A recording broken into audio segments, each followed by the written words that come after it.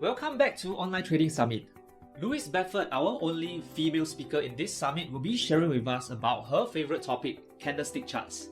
Louise is one of the leading trading educators in Australia with more than 20 years of experience in the markets and has trained thousands of people over the years to help them maximize their trading potential. She is also one of Australia's best-selling authors on the stock market for nearly 2 decades. In her very lively presentation, Louise shared about 2 unique candlestick patterns that she discovered over the years that has not been widely documented elsewhere. So make sure you finish watching the entire video to learn how to use those 2 candlestick patterns.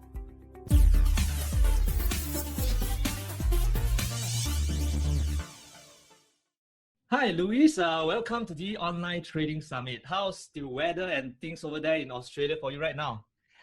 Philip, when I look out my window, I see trees with no leaves. It is blowing a gale. It is freezing cold. So Melbourne really isn't the warmest of places in winter. Oh God! But I'm sure you are in a very nice, cozy in your home right now. Yeah, And the central heating's right on up there. I see, and I hope you're getting ready to share with the summit participants the vast knowledge that you have in trading. And but before we actually start getting you into sharing today's topic, which is profit from volatile markets using candlestick charts, I would really love for you to share with me and the summit participants about how you got started in trading in the first place. And it seems to me like it was many years ago. So would you mind sharing a bit about how you got started in the financial markets and how did you evolve into what you are doing today? Sure, I'd love to. When I was just a young teenager, my dad started trading and we transformed our lives from being really not very well off to all of a sudden being able to afford to go overseas and buy the latest in sound equipment. We moved house and it certainly got my attention. So as soon as I could trade, I traded, and I took a little while to become profitable, 3 years to break even. So I didn't break any world records there. But after 5 years, I found I had a health issue. I actually couldn't move my arms for a few years, and because of that I had to leave my job as a national sales manager for a big multinational company, and luckily I could trade by then. So the transition from full-time trading, full-time work to full-time trading was a little bit of a rough one because of the health problem, but thank goodness I had trading, because I don't know what I would have done. And luckily I've mostly recovered now, and I've been a full-time trader since 1996. I see. And since 1996, well, that was a long time ago.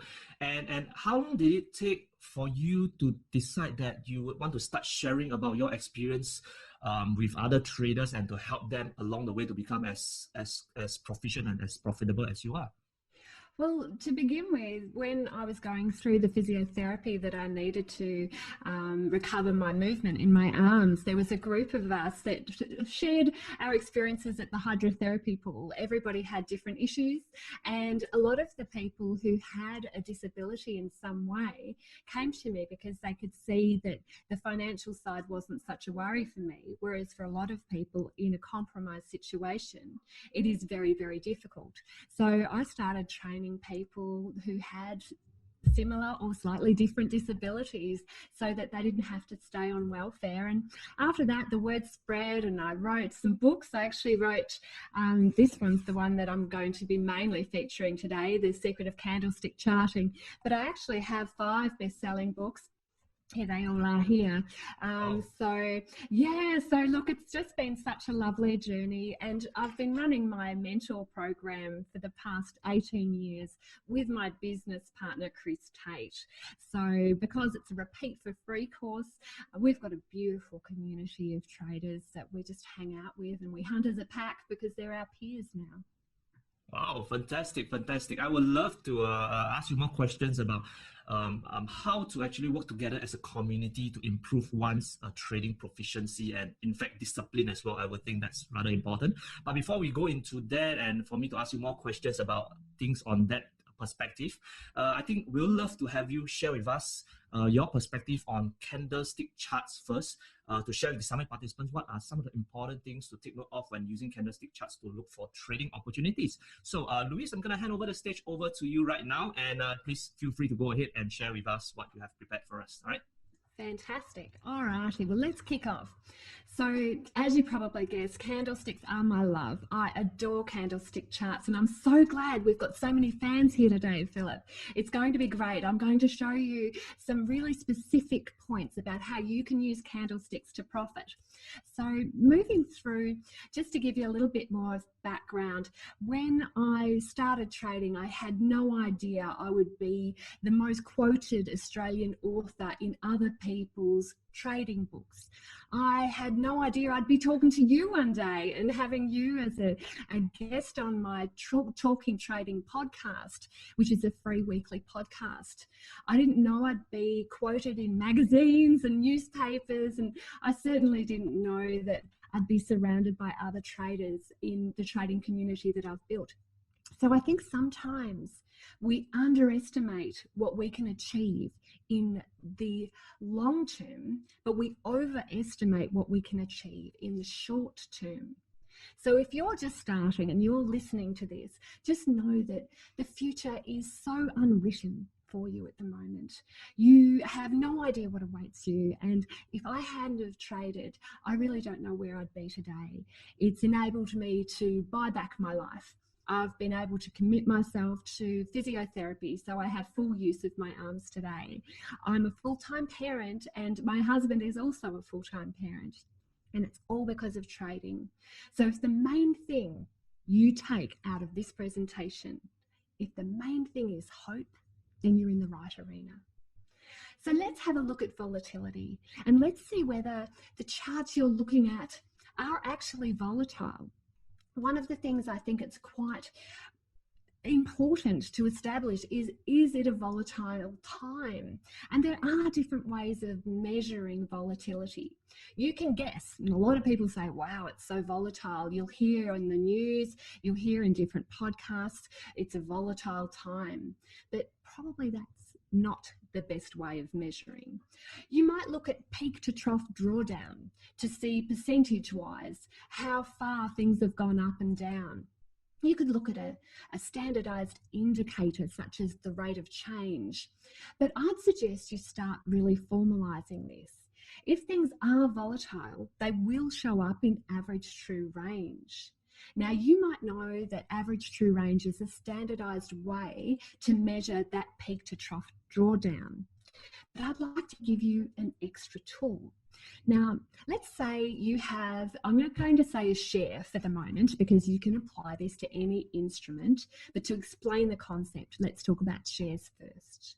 Let's say you have a $10 share and the ATR is 10 cents. That would mean on an average day, you would expect that share to go to $9.50 or $10.10 because it's going up or down by 10 cents. But is that volatile? Is that something that you would say, hey, that's got a really big peak to trough drawdown? I'd like to introduce you to a concept, and I'm almost guaranteeing you won't be familiar with it. It's ATR percentage. And what you can do is you can use an indicator called ATRV, or some places have it as an ATRVE indicator. Or you can actually do the calculation yourself. Using that 10 cents as an example, you can work out as a percentage of the $10 whether that is considered in percentage terms a large peak to trough drawdown. Now, you can see in the screen that I'm sharing at the moment, I've put that ATRV indicator, and that appears as quite the bumpy line here. But I've also, and this is the standardized way to tell if something is volatile, you can use your own indication, of course, but I'll give you mine. You can run an EMA, an exponential moving average over that ATRV line. And you can see when there's a golden cross, when the moving average is below the actual ATRV line, that means that things are volatile. So have a look at this big, long green candle here. That is volatility is going through the roof. So let's have a look here, what's happening in the bottom part of the screen. That ATRV indicator is above its moving average. So yes, you can consider all of this time here, all of that time along where you've got long candles, where you're measuring it with an ATRV line, and it's above its moving average. All of this is objectively volatile.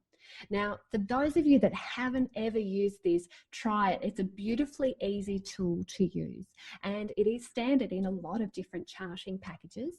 But if it's not, use an average true range and divide that figure by the price of the share, or if you're using an index, use that index point as being your denominator. So let's have a look. Once we've discovered if something is volatile, what can we do with that? Firstly, I want to say that volatility is not trend. Now, I think with this beautiful chart here, I mean, it's gorgeous, isn't it? Look at that trend. It's gorgeous, gorgeous, gorgeous. Wouldn't it be lovely to be in on something like that? But the thing is, you can see here during this gorgeous uptrend here, the ATRV line is actually going down. So the length of the candles is going down. The peak to trough drawdown is going down. Volatility has collapsed out of the system. Now, isn't that interesting? Because the trend is going up, but volatility is going down. And I have to say, that brings joy to my heart. When I see that as a trader, oh, it's gorgeous. So that's the sort of thing that I look for. And why? Why is it important for me? If your answer is yes, it is volatile, if that instrument is volatile, then what do you do? What are the actions that you can take? I want to remind you about a principle as well. A lot of trading comes down to specific principles that you can use time and time again. And if you understand and know those principles, then you never really have to be concerned about a new shiny new idea interfering with your mindset. I'd like you to think about risk-seeking versus risk-averse. Now, the idea is when we're in profit as a trader, let's say the trade is going beautifully and you're making money, then you should seek risk. How do you seek risk? You pyramid. You do things that perhaps would be considered foolhardy if you weren't in profit. But if you're making losses, then you really need to become risk-averse. Now, one of the ways of doing that, if you're using an anti-martingale system, and if you don't know what that is, have a look at that in terms of Googling it. It's a beautiful way to approach money management. If you are making losses, then your future position sizes should be smaller, and that helps you in terms of protecting you. A lot of trading's about protection, isn't it? So just using those principles, what can we do if something is volatile? Here are some potential actions. Longer term traders should widen their trailing stops. So if you're following up that trend with a volatile share, you can widen out that stop so you won't get pipped out when that primary trend is in place. You can also consider short-term trading because that's lots of fun, and candles are perfect for short-term trading. And certainly in my book, you'll see The Secret of Candlestick Charting. You'll see a lot of short-term trading ideas in that book. You should also look to implement windfall profit stops. Now, if you've never considered a windfall profit, I'm about to go into that in more detail. You're going to love it. It's actually potentially going to be one of the most valuable parts of this presentation. It's something I don't usually share. It's something I only usually share with members of my mentor program. And the other thing to do is, if things are becoming volatile, is to watch your mindset. I think this is when traders go a little crazy and go, oh my gosh, the sky is falling in. So the idea behind these is to be calm, be 1% calmer than the market action, and then you'll do very, very well.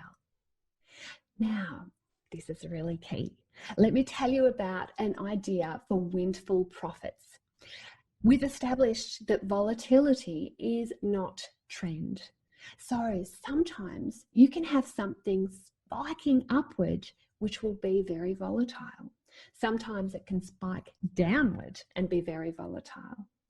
So let's have a look at this example, and I'd like you to consider how you can implement a windfall profit rule in your trading plan. One of the things that you can do is if things are starting to spike up and you're long the trade, which means you want to profit out of the trade going up, what you can do is you can see where the highest close has been in the past. You can see just on this chart here, that's that first circle there. And there are lots of delicious, beautiful candles in there that hopefully you don't get too distracted with. All we're looking for here is the highest close. And what you can do is you can measure 4 ATR from the close of the previous highest high or the highest close, depending on how conservative you'd like to be. Now, if you get that spike up in volatility, there is a principle in the markets that says if it's going up very steeply, it's likely to drop at the same angle. Not exactly, I'm using general terms, but if it's going up like a rocket, it's likely to dump as well. So one of the things that you could do is you could use that very volatile time here, measured objectively, anchored to the highest high or the highest close, and you can measure 4 ATR up and exit some of your trade. I'd suggest a third and leave 2/3 in, because otherwise you're going against that risk seeking in terms of profit and risk averse in terms of times of where you really need to be more conservative. So I would suggest, if you're watching this, study this chart. This has been a wonderful way to protect myself and also to be able to take money off the table because of that potential angle up equals the angle down. So this is a really key point for profiting in volatile markets using candlesticks. And I want to also point out that you need to write this down. So once you have your windfall profit concept really clear, write it down in your trading plan. Now, why do we need to write it down? And why do we need to honor our commitment to that trading plan? This little chart is a chart of patients who have cancer or diabetes or some sort of awful cardiovascular disease. How often do they actually honor what the doctor tells them to do? Now, you would think if you were diagnosed with cardiovascular disease, you would be saying to yourself, goodness, I have to follow exactly what the doctor says so that I survive. It's a survival concept that we're talking about. But the only thing is, the evidence doesn't display this. What it shows is that people diagnosed with these awful conditions, they only follow what the doctor says in terms of prescription medication 55% of the time. We're human. We like to take shortcuts. We like to make things up on the spur of the moment. We like to think that we know best. The thing is, the longer that I've traded, the more humble I've had to become. You know, there are no old, bold traders. So if you're going to pop this down into a trading plan, make an honor commitment to yourself. Follow what you say you're going to do. The best traders do. The best traders that I've trained do. The ones that have achieved amazing lifestyles. They're the ones who honor the commitment of their trading plan. So build in a windfall profit and make sure it's very specific. Now, I want to move into candles because you know I love them. They are my favorite topic in the world. I want to talk to you about the specifics behind candles and give you some brand new candlestick patterns that I know you're going to love. I adore these little bunnies. When I first started trading, I saw these type of charts. Look at the bar chart here and the line chart there. I didn't relate to them. They didn't have color, they didn't have movement. I mean, back then in the early 90s, I followed along in the newspaper, for goodness sake. I looked at my charting package and I didn't really grasp what trend was.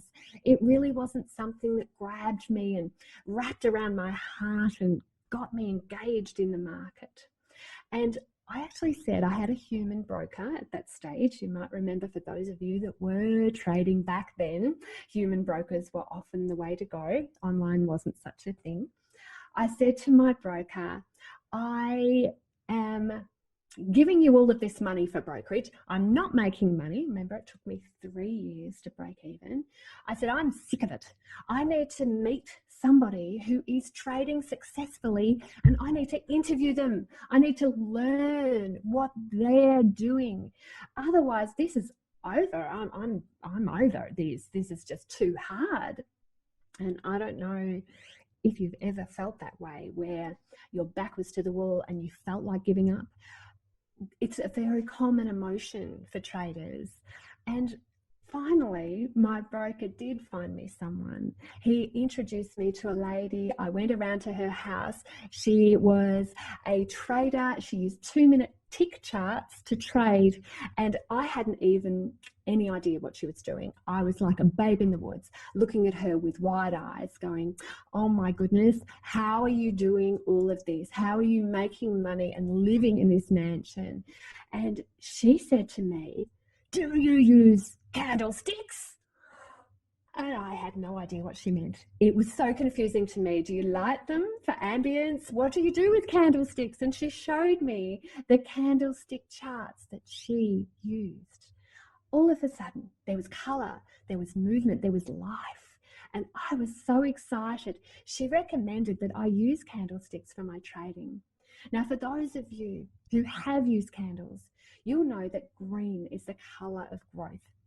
Here's your bar chart here. The open and the close are shown, and the high and the low.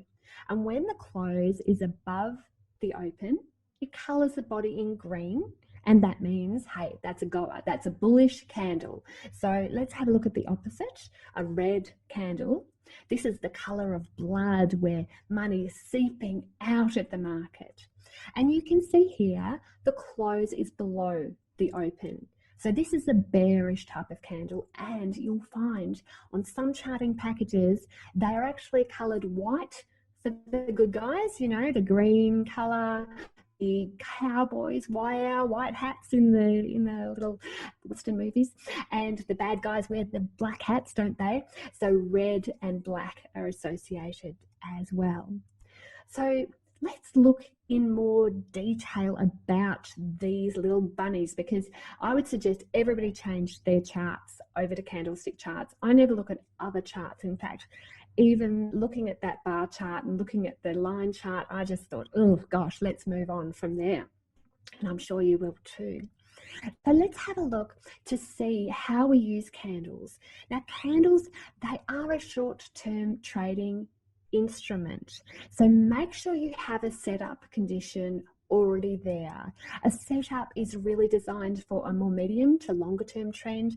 You may choose to use any of these or all of these indicators to determine a setup. And you can use a candlestick for a trigger. A trigger is the specific entry go sign. It's the one that says, hey, take me, I'm ready, I'm cooked, enter this trade right now. So candles for me are a trigger, they're not a setup. So candlestick trading, it won't compensate for a lack of capital. You still do need to be adequately capitalized, and they won't make you rich overnight. I wish there was something that would do that. You can use them in any market at all, whether you're trading E-minis, ETFs, FX, anything that shows a supply demand, that high low, open, close. That's all that's needed to give you a candlestick. The other thing to consider is that candlesticks won't overcome poor trading psychology. So work on your mindset as hard as you do your candlestick charting skills. They will help you fine-tune your entry methods, and they will give you specific triggers, and that's what I use them for. So I want to talk about 3 concepts behind candlestick charts and then give you some new patterns, ones that I didn't write about in my book, ones that you won't find anywhere else. They're my personal, unique, individual patterns that I'm giving to you today. I like the way you operate, Philip. Thank you so much for organising this online summit. It's really the most pure, well-organised process, and you're helping a lot of people, and that's why I'm prepared to give away some of these secrets. So the first concept is indecision. If you've got a small body after a significant move, it acts like the fulcrum on a seesaw. It's that very middle point where any minute now the trend is likely to shift. So first concept is indecision. The second concept is decision. This is a long candlestick, and if it's on heavy volume, then it might even be called a dominant candlestick. So first concept, indecision. Second concept is decision. And the third concept is rejection. These are long lower tails or upper tails. So if you think of the lower tails, this is where the low of that particular period has been rejected. So the price has been driven up by the end of that session. And the long upper tails suggest that those high prices couldn't hold. So if you think of it, long lower tails mean the price is likely to go up. Long upper tails mean the price is likely to go down. So those 3 concepts again, we have indecision, decision, and rejection. Now, how do we use these? Almost every candle pattern I know comes into those concepts somehow. And even if you don't know the particular candle pattern, you'll be able to work it out from those 3 concepts. I'm going to take you through the birth of a candle. It's going to be beautiful. Time-lapse photography here. So just imagine that we're at the start of the trading session. I'm going to call this like a race, and you're going to love it. If any of you have seen the birth of a candle before, you know how special it is, but you're about to also see the death as the trading session closes. So watch this and listen to my commentary. We'll imagine we're in that trading session together. All right, the market has opened. Oh, look at all those buyers flood into the market. There's so many. Oh no, people have started to sell. More sellers, and the market has shut. Now, you can see that on a real-time chart. And if you think about those 2 concepts that I was talking about, there's 2 out of the 3 here. What are the 2 that this particular pattern encapsulates? It's actually a small body, so that's indecision, and a long tail, which is rejection. So let's watch again. Here's an instant replay. Buyers are flooding into the market. Oh no, people are selling, lots of people are selling, and the market shut. Now that's how a candle pattern forms throughout a day or a period or even a minute. You can see them form on a minute chart, and that one's called a shooting star. So shooting stars reverse the direction of the actual trend up.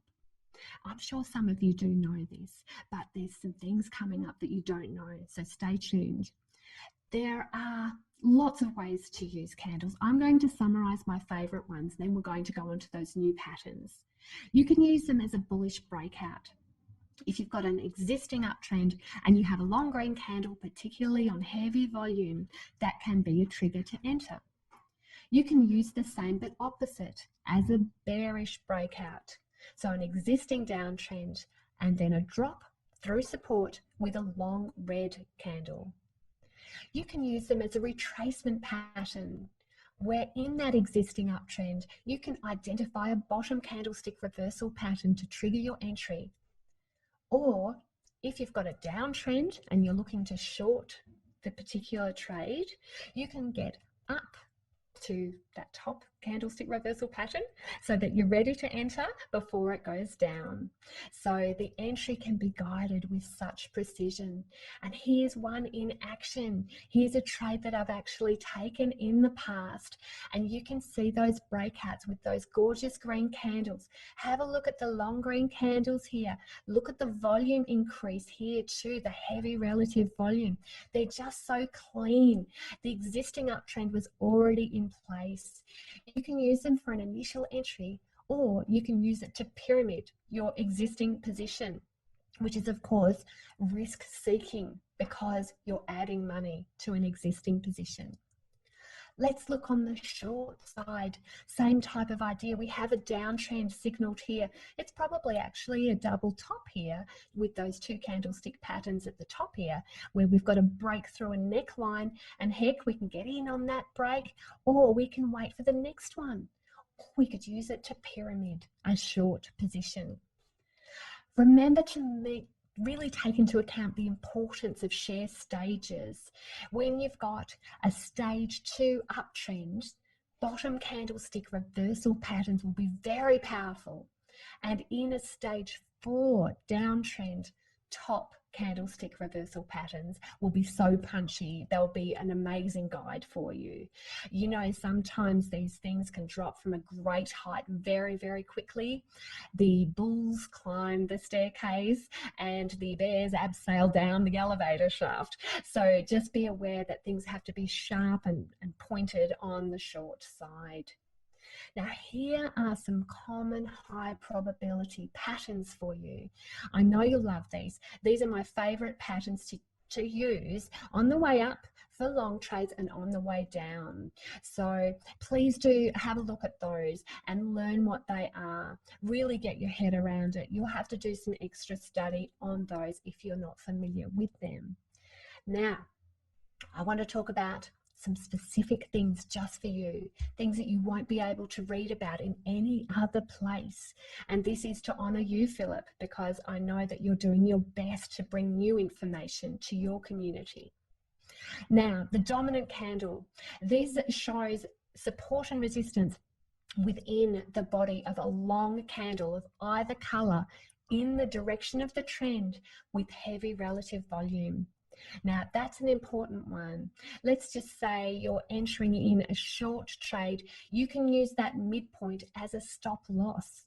So if things go up past the midpoint, then you'd need to exit that position, particularly for short-term trades. Let's have a look at a new candle pattern that you won't have come into touch with before, the inverted piercing pattern. Some of you might know the actual piercing pattern. This is inverted because the open is at that midpoint of the initial candle. Now, the good thing about that is it does use candle addition to create an extremely strong pattern. You can see if you're used to candle addition that this pattern is actually stronger than a piercing pattern. It converts down to the same strength as a bullish engulfing pattern. So I was so excited to see so many of these appear when I first named this a few years ago. Check your charts. It's another way you can enter. It's another way to be able to use a bottom reversal pattern to trigger into one of those reversal trades. So that's exciting. So I know you'll like that one.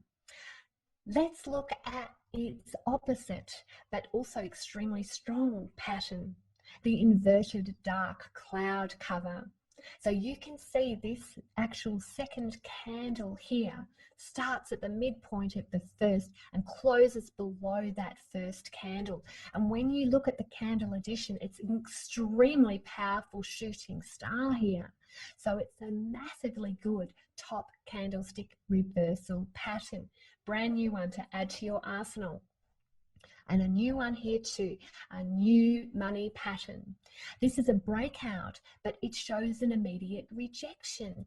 Now, I found with these, I was coming up with a lot of breakouts at the time when I first discovered this one. It confused me why, after a breakout with a top reversal pattern that formed immediately, why did the trend keep going up? It bamboozled me. Now, think in terms of trading psychology here. What we have is old, tired, bored traders waiting for some level of show of growth before they take a profit. So they're the bored ones. They're the old ones stuck in that constricted support resistance band. And as soon as it breaks out, new money has flooded in. The old people who are sick of waiting for an uptick to sell, they sell it, and that creates that long candle tail. And then what happens? More money floods in because heck, they loved it in the first place. That's why they came in, and it drives that price upward. So keep an eye out for that one. It's a counterintuitive one, but I know that you'll love it in your own trading. Now, I want to touch on one thing before we finish up. It's emotional distance. Now, Dr. Harry Stanton, I wrote this book with Dr. Harry Stanton, Let the Trade Winds Flow. This is Dr. Harry's chart. He actually is such a wonderful man. He's been in the industry for so many years, and he actually has said that amateurs swing between joy and despair explosively. Whereas our goal as a trader is to be consistent and level and be calm. And how do we do that? It can be so hard when you have so many inputs and you're making profits one minute, you're making losses the next. It can be hard to hold on to that clarity. So in terms of volatility, I'd like you to smooth your own personal volatility. Think of your trading psychology. You may have passion and skill and money, and this is what it takes to create your bliss zone. Let me take you through how these can combine. If you only have passion and skill, but there is no money involved, you have a hobby. Sometimes trading starts out as a hobby. It can take a while before you discover those dollars. If you have skill and money, but you do not have passion, you are in a zombie zone. I see people like this in their own jobs or times that they're really treading water where they don't have any desire, any purpose, any larger meaning in their life, but they have the skill and they're being paid well, so they stay in that boring job. And what about if you have passion and money, but you have no skill? You can have something called the imposter syndrome. Now, some people feel this, where they feel that, gosh, everybody knows more than me. I'm just such a fraud. I made that profit once, but it'll never come again. That sort of self-talk is the imposter syndrome. So your goal to smooth your personal volatility is to have all three in balance, and I call that bliss. That's trading bliss to me. You've got passion, you've got skill, and you've got money coming in. So that's the real key to trading well. You will never overcome your own mindset with this unless you put effort in. And it's almost more important than learning how to read those charts. I want you to enter the bliss zone. Right now, you're at a crossroads. You can investigate what I've said further. You can take what I've said to heart. You can really throw yourself into study and you can achieve the results you've been after. Or you can follow the same old, same old. You can ignore all of the wonderful speakers that Philip is bringing towards you and opening the door to introduce you to these world-class people. Goodness me, I can't believe the lineup that Philip has organized for you. So you are at this crossroads right now. One path leads to your trading bliss, your way of combining your passion, your skill, and your money. And the other path leads to the same old, getting the results that you've always got. Not focused, not skilled, and certainly not achieving. And I think I know which path you're going to take. I had no idea when I started trading that I would have trained so many people. So many people have read my books. It's in the hundreds of thousands now. So I do know what I'm talking about with this, and I know how to help you as well. And also, I've been running my mentor program for the last 18 years. This coming year, it's going to be the year 19 that I've been running the mentor program. And I'll teach you, if you choose to go further with me, every instrument over every time frame, but where it's your own trading plan. Now that's important because people do not follow things if it's out of a black box, if it's off the shelf. So we develop, my business partner and I, we develop traders in every arena, and we have the results to prove it. Our results are audited, and we've been found to make money across all market conditions. It's by a registered company auditor. So this isn't just me telling you that I'm making money. This isn't me just saying that my traders that I've trained are making money. This audit audited 350 of the traders that I have trained and found that they were making money across all market conditions, whether the market's going up, down, or sideways. So if you're thinking that, hey, this is interesting, I might like to get a bit more information, and I might like to join some of the people that Louise has trained because they look like they're having a good time and making money too. What you need to do is to download your free trading plan template. Now, I know Philip's got a link on the webpage that he's setting up, but if you'd like to preempt that, go to tradinggame.com.au. tradinggame.com.au. That's where I hang out. Your first step is to download a free trading plan template by registering your details. And I am really happy that you're on this journey. I know that Philip, you will have some questions for me now. So shall we get started with that part of the presentation?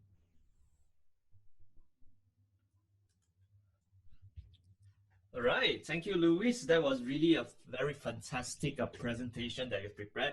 Not just tapping into the knowledge aspect of it, but I could really feel your passion, the kind of emotions that I feel if I imagine myself as a new trader and the kind of inspiration I could get from the way you actually conduct your presentation to get me more motivated to do some things that has traditionally been quite difficult for most new starters to do. So I congratulate you on having a really great presentation.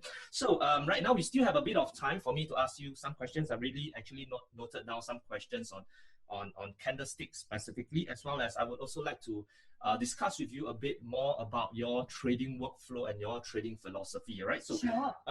So let me just get into the part where you share about this aspect about that 4 ATR, that the quick profit, Yes. kind of a Windfall exit profit. strategy. Yeah, windfall profit strategy, right? So you mentioned that as you suggested that when you have a 4 ATR from the previous high, you actually try to like take 1/3 of it out of the market.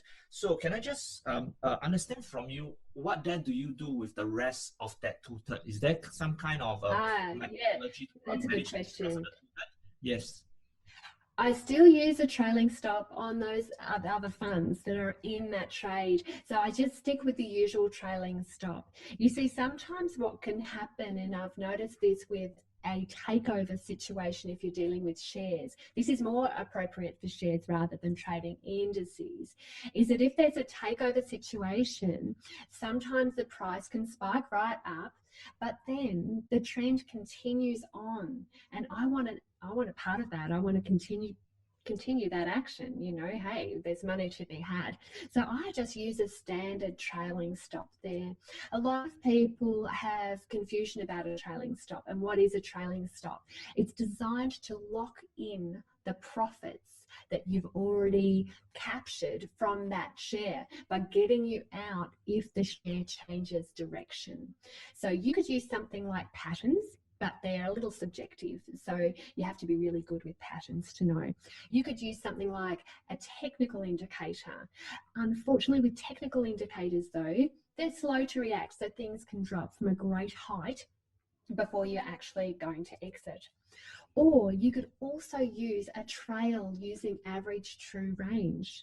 So if you use like a 3 ATR trail, you can actually pin it to the share price action using an indicator called the rad chandelier. You can apply that in Metastock if you're using Metastock, or Beyond Charts Plus, which is the one that I'm using.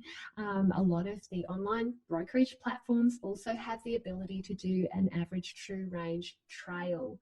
So I exit if I'm, hey, good stuff if you can get a windfall profit. But if you get that windfall profit, you can take a third off the table, leave the extra 2/3 running using a usual trailing stop. I see. Great. And I remember you were sharing about this new pattern that wasn't really widely documented outside about that inverted piercing pattern. That was really something interesting because, I mean, when I look at candlestick charts, when I see something like that happen, it seems to tell me that it is bullish or bearish, depending on what situation it is, but it doesn't seem to be documented. So a lot of people, when they actually look out for patterns, they don't really take note of those kind of patterns. So I think it's really good and great that you actually put a name to it, so that when someone sees it in the future, this is a certain name from Louise. So, but I just want to understand further from you, when let's say if I in a bullish reversal kind of scenario, you see an inverted piercing pattern. Yes. Do you actually wait for a confirmation to get in, or would you actually advocate getting in once you see that pattern emerging and emerging at the end of that particular day session? A beautiful question, and it shows that you are such an advanced trader to be considering this, actually, Philip. It does depend on the length of your duration. If you are a longer term trader, you have more time to react. You have the grace of time on your side, so you can act on a confirmation of that particular trigger. But if you're a short-term trader, if you are trading on intraday charts, if you're day trading, which I never suggest, closing out positions at the end of the day doesn't allow trends to unfold.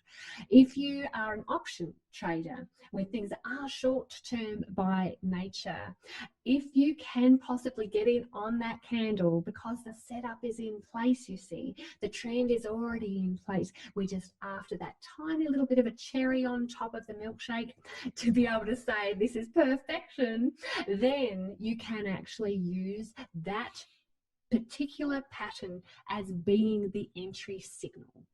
So think about the duration of your trade, of your trading horizon, before working out whether to act on the candle itself or the confirmation of that candle, Philip.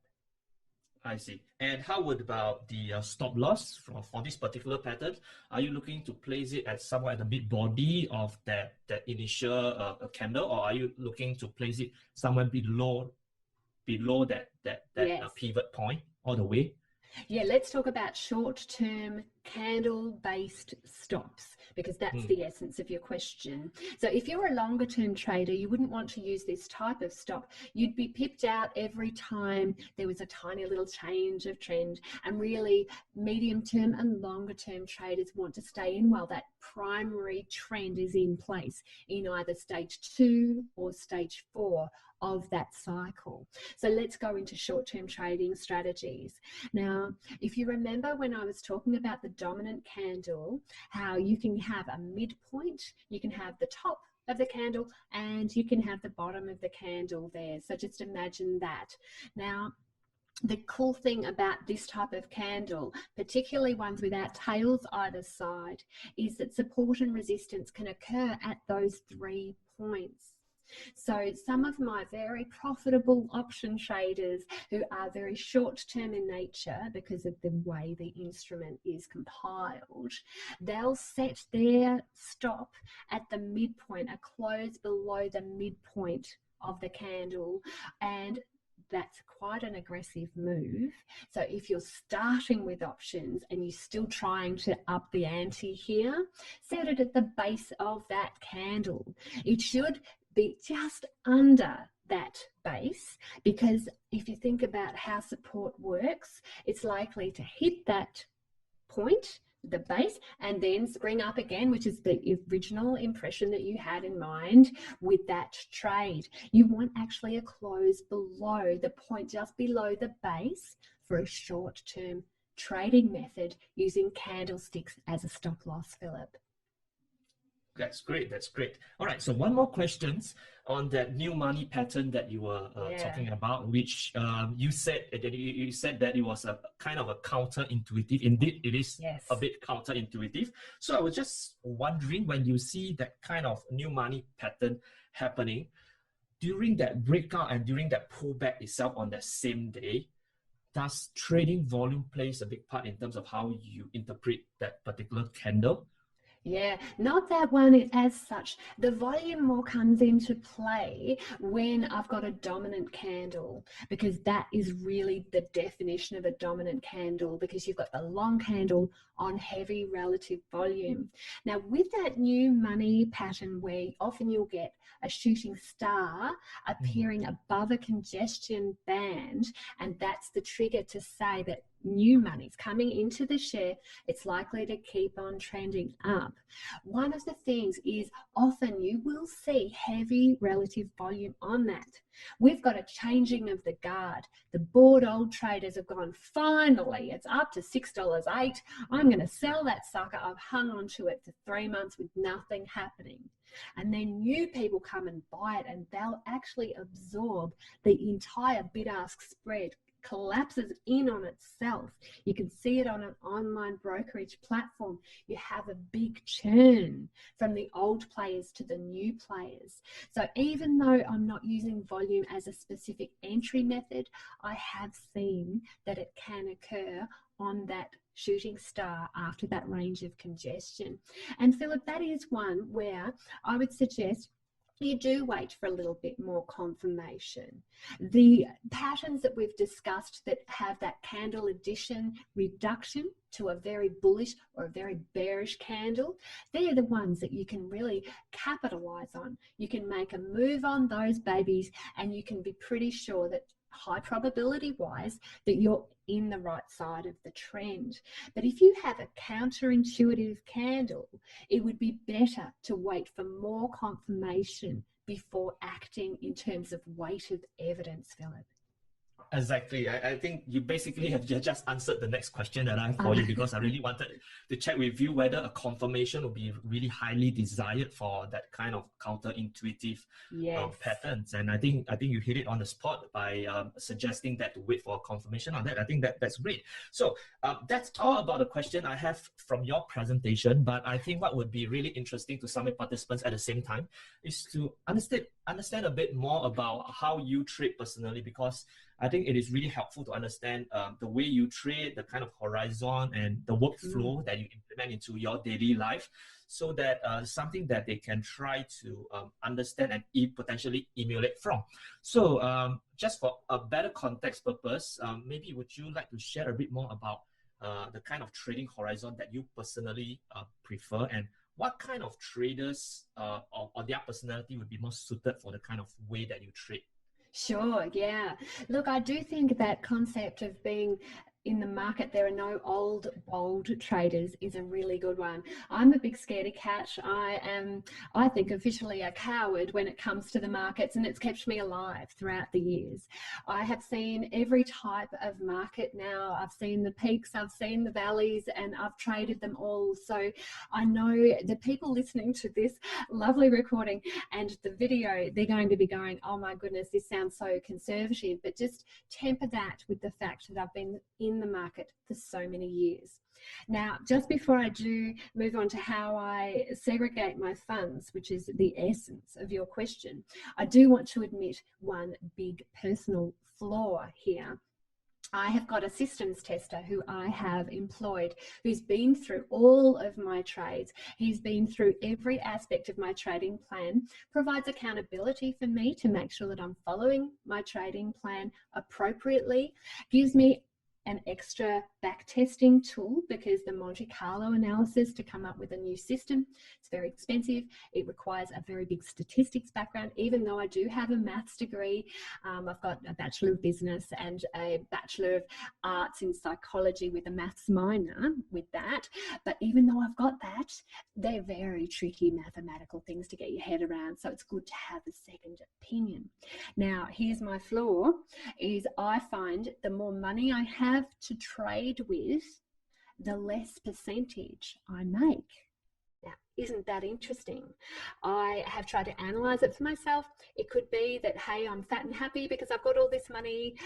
Isn't that great? So I don't have to be kind of that sniper on that cutting edge. I don't have to be as hungry. So over the years, I've discovered if I stay hungry, if I stay in that learning arena, if I contact inside of me that humbleness, that ability to say, I'm still a beginner. I know I've been in the market for years, okay, but we're talking about a mindset here. Conquering those basics again and again and applying myself in the same way, that is what is the most effective to me. And I dare say it'll be the most effective to most traders. Now, Philip, in answer to your question, I have 3 core buckets of money. Now, you can imagine when I left my job, I had not saved up enough money. I was not ready to be a full-time trader. I left because of a health condition. I had a little bit of money, but by far not enough to be able to support myself and my husband, and now I've got 2 children. It really would not have worked. So I had to build up that money, and I had to do it very carefully. So I'll talk to you about what I did then and what I do now. I short-term traded with the options market. I used candles to be a sniper. I did anything that I could do to take money fast out of the market. I didn't follow the primary trend. It was to my detriment. Sure, I fed myself, but it wasn't from that big broad scope where we need to follow the trend until it reverses. It wasn't actually the best. And I really urge people who are considering quitting their job, bank your trading income for 1 year before you quit your job. So let's fast forward to now. I've got 3 buckets of money. I've got my superannuation. Now, as I mentioned, I don't trade as well with a large amount of money, so I've had to find ways of segregating the money from myself to keep my results up. So I've got a few properties in that superannuation, and I've got my long-term trades in there. So I'd never use candles as an exit for those long-term trades. And now we'll talk about the middle bucket. That's my medium-term trading. I have got some properties that my husband is actually the property developer. I earn the money, he takes the money. Funny how it goes. So there's always a bit of a scramble in this bucket. I use my medium-term trading here. So when we have a property deal that finalizes, I get an influx of money. I invest it in medium-term to protect it from my husband so he can't take it from me because it's in medium-term trades. And then when they come due, he can use it for property. So that's the medium-term bucket. And again, I don't use candles as an exit in that bucket. It's too short term in order to be able to use it as an exit. I use entry though for candles. And then the third bucket, that's my short-term trading. That's my system development trading. That is my test out a new system with real money trading. It's the smallest of all of my buckets. It has 15 to 20% of my money in there. I segregate that money because, heck, you don't want to test out a new system with the bulk of your money. It's foolhardy. So I keep those 3 systems very separate in my mind. I even walk away from my trading screen. If I'm going from a long-term trade, I go and make a cup of tea, come back, and then I do my short-term trades. I try not to muddy the waters with those 3 buckets of money. I see. And for your shorter term trade, are you really more of a systematic trader, or are you still more of a discretionary and visual I'm kind of trader never from a discretionary trader. Everything is system oriented. My trading plan is sacrosanct.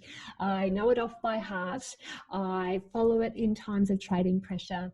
When you are under the onslaught of the markets, even when the market is open, your IQ goes out your left ear. You can't think clearly. You think you're a cowboy, and it's no good good for longer term perspective in terms of being a good trader. You really do need to follow a written trading plan. And that's why I'm suggesting people download my own personal trading plan template from tradinggame.com.au. And do you in any way try to use like algorithms and programmatic ways to actually configure your trading plans into the execution part itself, so that it removes your emotions and psychology from having to manually execute all those things? I don't use it to automatically enter trades, but I use it algorithmic trading in terms of that high frequency trading where it's executing on your behalf. I'm not a big fan of at all for my own personal trading. I believe you do need to have a direct line to the stock exchange that you're trading in order to really capitalize on that as a strategy. So I use scans to be able to locate high probability trades, and I execute them manually, or I set a contingent order in order to enter the market. I see. And I just want to go back earlier in time, because I remember just now you mentioned that it took you 3 years of trading before you started to realize that, hey, you are actually able to be a profitable trader. So I'm just curious to understand that 3 years of having to go through that period where you're not sure whether you can make it or not, but you just keep on trying anyway. What was that evolution like for you? Was there any aha moments during that 3 years, and what was that helped you persist throughout that 3 years before you start to realize that you could actually make it as a trader? The evolution was horrible. I was in tears for a lot of the time. I was so frustrated. I used to scream as trains went past. I know that whole, emotional up and down, you're supposed to be calm. I know that now. At the time, I didn't feel it. So it took a very long time for me to realize that I had to calm the heck down in order to be able to think this through and to be able to make sense out of it. So for me, those 3 years, if you picture back then, though, in my own defense, is there were no books on the Australian market written for Australian traders. I didn't even know you could read books about trading. There were no success examples in front of me. That's why I begged my broker to introduce me to somebody who was successful. So for me, I was just, like, I'm not meaning to be too self-disparaging there, but I was just dumb enough to stick with it. I think sometimes you have to be smart enough to write a trading plan, but dumb enough to stick with it, because it is a bit of a mechanical process of following. The intellectuals, sometimes they struggle. Those very, very, very smart people, sometimes they go, well, why don't I just tinker with this, or why don't I just change that? And they're the ones who don't get results. So I think there's a lot to be said for persistence and just not realizing that there's an alternative. Just stick with it. Put yourself in this arena for 10 years. Gosh, give me you for 5 years. I'll change the way you perceive the markets and the results you're getting. It's a 3 to 5 year process. There is no such thing as a get-rich scheme in the markets. You really do need to grow into this and to be patient and to realize that the results are worth it. There are examples, shining examples as to what you can achieve. Look to those for inspiration. Read the right books, associate with the right people, hang out in the right community. And I know I'm preaching to the converted here, Philip, because you're doing everything it takes to be able to provide that community for your traders. That's why I think I really relate with your methods. You and I are doing the same type of thing here, where we're trying to provide that perfect environment so that we can have our beautiful traders spring up and say, hey, I want to do this. And I know I have the system to be able to conquer. And I love that about you, Philip. Right. And just to move forward a bit, because I understand you have coached and educated thousands of traders before, I think a really very interesting perspective from your side would be, while you have trained thousands of traders, and obviously not everyone is built to be a trader, or not everyone has that persistence to really persist through the trial period to be able to grow into a proficient and profitable trader. So from your experience, what has been the key hurdles and obstacles that has stopped those traders that come to learn from you and stop them from becoming the true potential of who could they become? Yeah, the key hurdles and obstacles. It's a very good question. I'd like to perhaps personalize this and give everybody who is listening to this video a specific tool that they can use to discover their own obstacles. It's called a pre-mortem. Now, it's not my term. It is actually invented by a scientist, and I can't quite remember that scientist's name. But if you Google it, pre-mortem, then you'll see what it is designed to do. Instead of doing a post-mortem after the body's dead, where you try and discover why it died, what you do is you imagine yourself 1 year into the future. Let's do one right now. Okay, so I'll give you an example. Let's just say that you are 1 year into the future of your full-time trading career and it has been an abysmal failure. You have lost money, you have cried, it has been awful, you've hated every minute of it. Now let's just see why. Imagine why that would be for yourself. So for me, the things I had to overcome, I was quite young when I got into the markets. I am, as you've noticed, I'm a female and I thought this was a male domain. All of those types of voices kept going through my head. You know, with the pre-mortem, the good thing is you pre-visualize the things that could go wrong and you discover solutions to those things. Now, I've got to urge the people listening to this video, think about the things that could be for you a potential reason why you could fail at this, and then scaffold, build, use your education in this area, use your contacts to be able to help you over those hurdles before you make those hurdles occur in real time. Now, Philip, I know you're coming on to my free weekly podcast, talkingtrading.com.au. I'm very excited to hear your interview. Before we actually came out with Talking Trading, it's been around for 4 years. We're in like the mid 200s for episodes, so it's been a long time coming, and I can't believe it's been this long until we've had you on. We did a pre-mortem for that project prior to introducing Talking Trading. It allowed us to overcome all of the areas that could have been hurdles. And you can do that in your own trading life. The biggest thing I find with my own traders is that they feel that they don't have support until they come into my community. That is the hardest thing to overcome. They have a spouse who talks them down or works against them. They have friends or family who don't believe in them, don't cheerlead. They don't give them those little micro expressions of positivity. They feel worn down because they're working long hours at a job, and this is just another thing they have to do on the to-do list. That would be the biggest thing that my traders have faced in the past before they've come into my community. I see. Great. You know what, Louise, I really would love to have a longer chat with you. But as you know, the attention span on videos are not as high compared to an offline event. So I would probably love to have a chance to interview you or to interact with you to understand more about your perspective about trading and other areas of trading which we didn't even have time to talk about, like things like risk management, portfolio management, and even on things like trading psychology. So I would love to have a chance to chat with you again in the future. But for now, I think what you have shared over the past more than an hour has been really great and fantastic for Summit participants, which I hope they will do their best to absorb whatever you have shared into their trading plans, their trading workflow, and hope that you will benefit them from there. But meanwhile, I wish you the very best in whatever you do, and please continue to inspire your community in Australia and potentially, I hope, inspire community from outside Australia as well. Keep on doing that great job, and I hope to chat with you again. All right, Louise? Fantastic. Thank you so much, Philip. I do appreciate it.